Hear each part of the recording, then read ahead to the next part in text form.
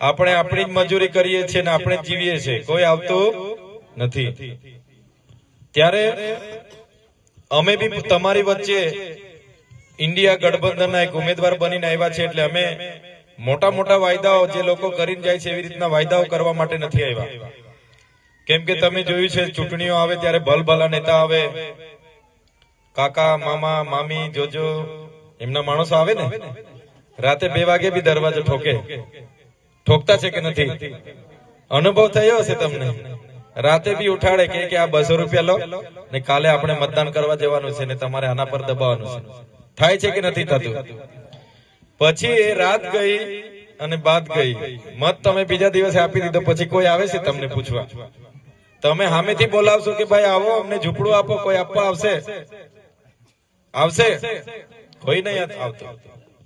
ત્યારે અમે તમારી વચ્ચે, હું પોતે ઉમેદવાર છું લોકસભાનો આ વખતે, જે ઇન્ડિયા ગઠબંધન થયું છે ગઠબંધનના ઉમેદવાર તરીકે હું પોતે ઉમેદવાર છું। હાલમાં હું ડેડિયાપાડાનો ધારાસભ્ય છું અને કદાચ આ જુવાની આવતો બધા મને ઓળખતા હશે। ઓળખો છો કે તમે? ઓળખો છો ને બધા? તો આજે લોકસભાની ચૂંટણી છે અને લોકસભાની ચૂંટણી અમે એટલે માટે લડવા માટે આવ્યા છે, એટલા માટે લડીને જીતવા માંગીએ છીએ કે તમારી વચ્ચે રહીએ। હું પણ તમારા ગામમાં જેવા પ્રશ્નો છે, સમસ્યા છે, એવા તો કેટલા ગામોમાં સમસ્યા છે। નલ સે જલ બેસાડી દીધા, 5 દિવસ 10 દિવસ પાણી આપ્યું અને ગયા એ જ ગયા। આજે નળમાંથી પાણી નથી આવતું, હવા નીકળે છે। સાચી વાત છે કે ખોટી વાત છે? દરેક ગામમાં જે છે નલ સે જલ ની બધા સરકાર અમૃત મહોત્સવ કાઢે છે, આઝાદી કા મહોત્સવ કાઢે છે કે અમે નલ સે જલમાં બધાને પાણી આપી દીધું। ત્યારે આ એમની નિષ્ફળતા છે। ત્યારે પોતાની સરકાર હોવા છતાં મનસુખ દાદાને પણ આપણે 30 વર્ષથી લાવીએ છીએ, પણ આપણી દરેક બાબતોમાં એમની નિષ્ફળતા છે। પોતે કઈ સરકાર હોવા છતાં નથી ખતમ કરવાની વાત ચાલે છે। જેટલા પણ સામે હતા એ લોકોને સામ દામ દંડ ભેદ નીતિ દ્વારા દબાવવામાં આવે છે। કોઈ વ્યક્તિ પોલીસથી દબાય એવા હોય એમને પોલીસનો ઉપયોગ કરવામાં આવે છે, કોઈ વ્યક્તિ સીબીઆઈ લેવલના હોય સીબીઆઈ નો ઉપયોગ કરવામાં આવે છે।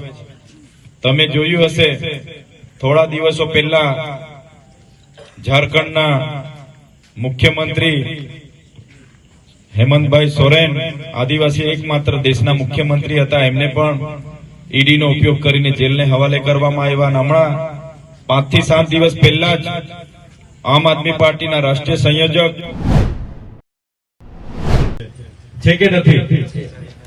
હું તો આજે ઉમેદવાર તરીકે આવ્યો છું, પણ તમારે તો વડીલોની તો આખું જીવન મતદાન કરીને ભલભલા નેતાનો લાવીને જતા રહ્યા ને, તમારી વાળ ધોળા થઈ ગયા ને। ત્યારે આ વખતે આપણે બધા જે ઇન્ડિયા ગઠબંધન થયું છે અને મને જયારે ઉમેદવાર નક્કી કર્યો છે, ત્યારે હું જાતે લોકસભાનો સંસદ સભ્યનો ઉમેદવાર તરીકે તમારી વચ્ચે હું આવ્યો છું।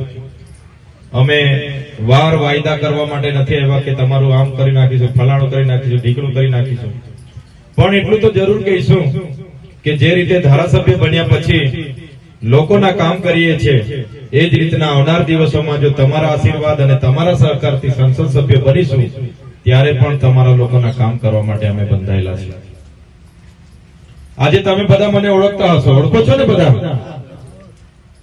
તો આજે ચૈતર વસાવાની ગુજરાત આખું એટલા માટે ઓળખે છે કે ચૈતરભાઈ તમારા જેવા લોકોના કામ કરે છે। અમારો વિસ્તાર પણ ડુંગરાળ છે, આના કરતા અમારો વિસ્તાર પહાડી વિસ્તાર છે, ત્યાં અમારાથી બનતું અમે 1 વર્ષમાં ધારાસભ્ય બન્યા પછી ક્યારેય કોઈ દિવસ આરામ નથી કર્યો। લોકોની સાથે રહીએ છીએ, લોકોના કામ કરીએ છીએ। નાની નાની યોજનાઓ, બોર મોટરો હોય, મિની જલધારા હોય, પાઇપલાઇનો હોય, લેફ્ટ ઇરિગેશન હોય, તમામ યોજનાઓને કામ આજે કરીએ છીએ। ત્યારે આ બણગા ફૂંકતી સરકાર વિકાસના નામે આટલા મોટા બણગા ફૂંકે છે, ત્યારે આ પરિસ્થિતિ જોઈને અમને પણ દુઃખ થાય છે।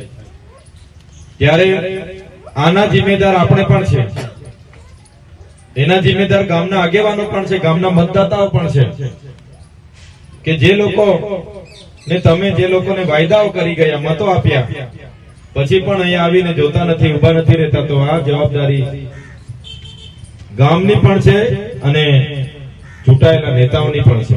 સૌથી વધારે ગેરજિમ્મેદારી હોય તો આપણે મત આપનારા લોકો છે. ત્યારે અમે કહેવા માટે આવ્યા છે કે આ વખતે નવી દિલ્હી નવો દાવ કરીએ. આપણે ઇન્ડિયા ગઠબંધન થયું છે, એમાં મને ઉમેદવાર તરીકે તક મળી છે ચૂંટણી લડવાની, ત્યારે મને સહકાર આપો એ આશય રાખીને આપણા ગામમાં અમે આવ્યા છે.